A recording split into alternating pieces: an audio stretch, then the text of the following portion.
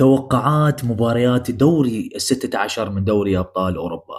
طبعا المباريات وردوا أنه شنو توقعك للمباريات بالنسبة للأندية الأوروبية ال16 نادي. احنا شفنا القرعة شلون جرت، والمباريات سوف تلعب الثلاثاء والأربعاء من هذا الأسبوع. بالنسبة لأول مباراة هي مباراة برشلونة ونيوكاسل.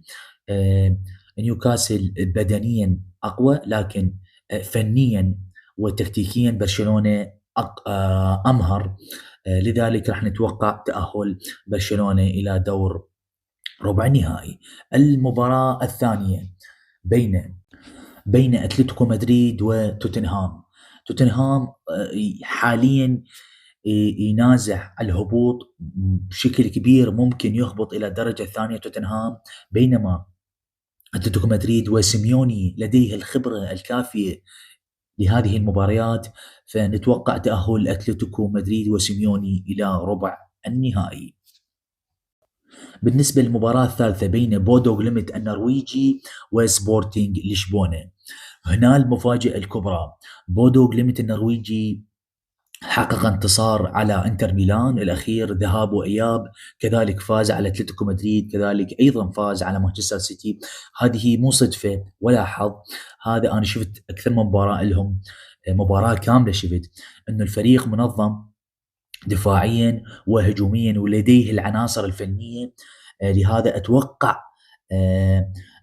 سبورتنج لشبونه طبعا من الافرقه البرتغاليه اصلا لديها الخبره الكافيه بدوري الابطال، نادي عريق كبير. لكن المفاجاه الكبرى والمدويه هي تاهل بودو غليمت النرويجي على حساب سبورتنج لشبونه. واذا ما تاهل سبورتنج لشبونه، اي واحد يتوقع تاهل سبورتنج راح ياخذ مني هديه.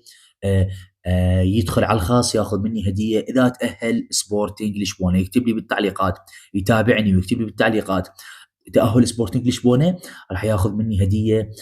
راح اعلنها على البث المباشر. انا اتوقع تاهل بودو غليمت النرويجي. بالنسبه للمباراه الرابعه من هذه الجهه مال دوري ابطال، مباراه ارسنال وباير ليفركوزن. باير ليفركوزن هذه السنه جيد في الدوري الالماني، لكن سيء في دوري الابطال. ارسنال فريق لا يعلى عليه. ارسنال هو متصدر دوري انجليزي، كذلك تصدر دوري المجموعات من دوري ابطال اوروبا، فتاهل ارسنال على حساب باير ليفركوزن.